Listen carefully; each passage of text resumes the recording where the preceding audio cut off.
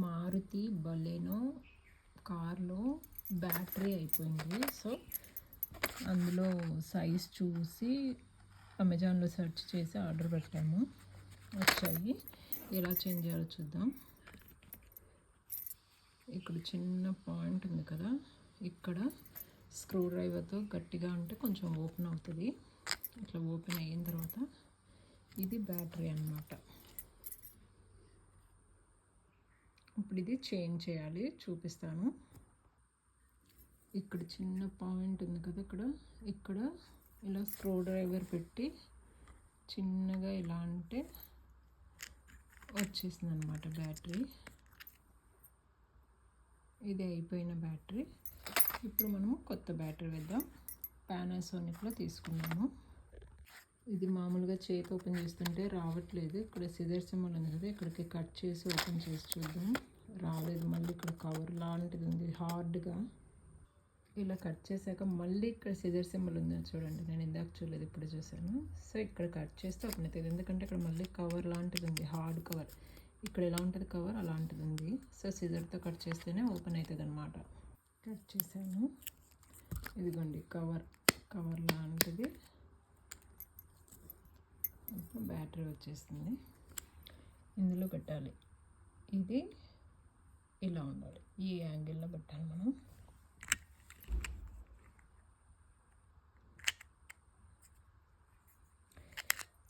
ఇక్కడ పిన్స్ చూసారా, ఇది ఫిక్స్డ్.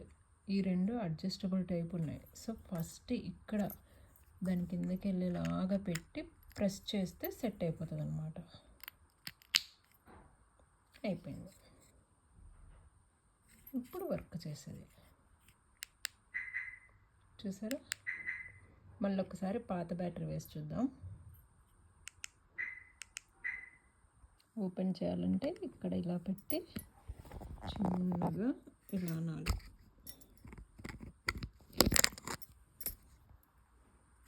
వచ్చేసింది. ఇది పాత బ్యాటరీ వేసి చూద్దాం వర్క్ అవుతుందా లేదా అని.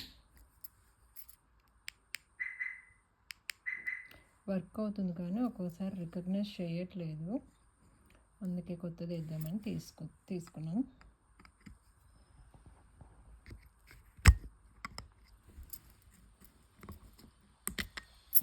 ఏం లేదు, ఇది ఇలా లైన్ ఉంది కదా, ఇది బాటమ్కి వెళ్ళి ప్లెయిన్ ఉన్న సైడ్ టాప్కి రావాలి.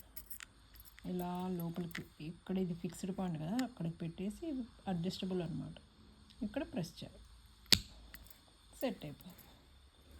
ఇప్పుడు మళ్ళీ దీన్ని ఇలా క్లోజ్ చేసేయాలి. జస్ట్ ప్రెస్ చేయడమే.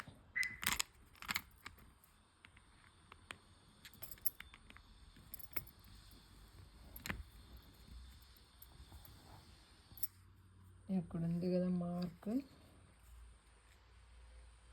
చిన్నది, అది ఇటువైపు కదా ఉంది. సో ఆ రెండు మ్యాచ్ అనమాట. ఇందాక ఉల్టా పెట్టాను, అందుకే పట్టట్లేదు.